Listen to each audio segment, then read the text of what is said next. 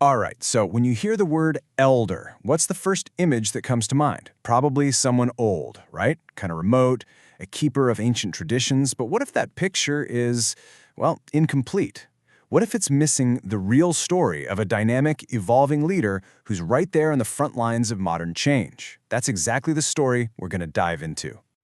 Seriously, take a second and picture it. Who comes to mind? Is it a mayor, a CEO, maybe a protest organizer? You know, the image we hold of a leader, it says a whole lot about what we value. So today, we're going to try and expand that picture a little bit by looking at one of the world's oldest and maybe most misunderstood leadership roles. Okay, so it's super important to get this right from the start. An Indigenous elder isn't just someone who's, well, old. It's a title that has to be earned. It's a role the community gives to someone who really embodies their values, who holds their collective memory, and who serves the common good. When it comes right down to it, it's not about your age, it's about your responsibility. Now, to really understand how this role is evolving, we first have to get a handle on its traditional foundation. So let's take a look at the huge scope of responsibilities these leaders have held for centuries. I mean, look at this. What's really incredible is just how comprehensive this role is. Elders weren't just advisors. Think about it. They were like the executive, legislative, and judicial branches all rolled into one. They managed literally everything, from sustainable fishing practices to sorting out conflicts, all while making sure knowledge was passed down and the community was safe. They were truly the glue that held their entire society together. And here's a fantastic real-world example of that in action. The SASE system is basically a form of environmental law, and it's guided by elders. They regulate when and where resources from forests, rivers, and the sea can be gathered. Why? To make sure there's enough for everyone and for generations to come. It's this incredibly sophisticated system of sustainability, way before sustainability became a global buzzword.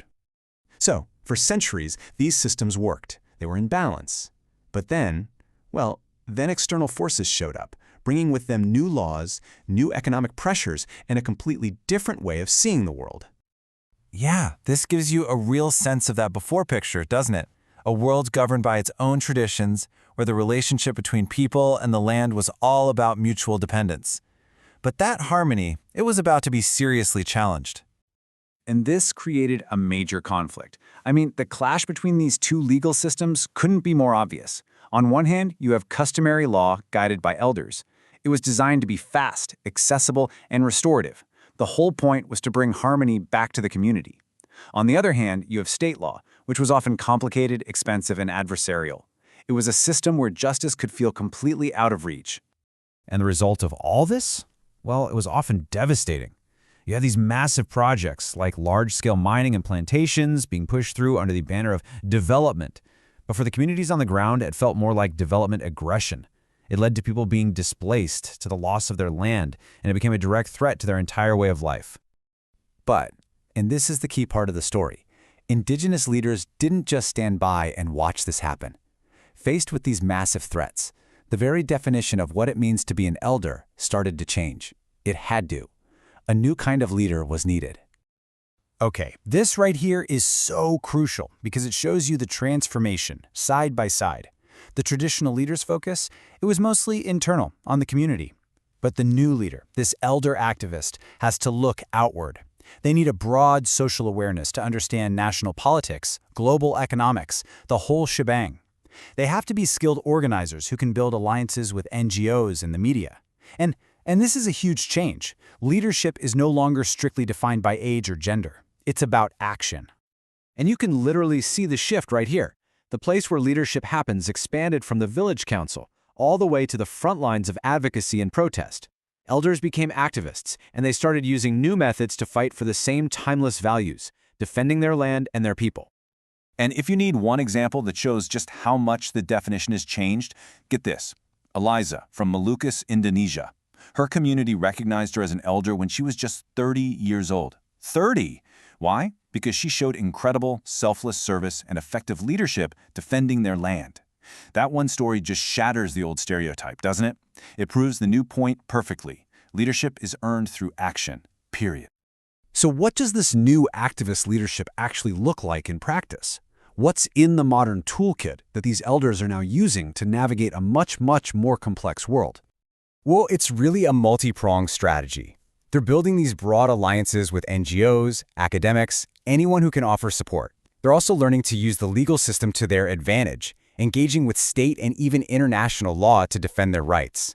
They're advocating directly, using media campaigns, lobbying, petitions, and this is really smart.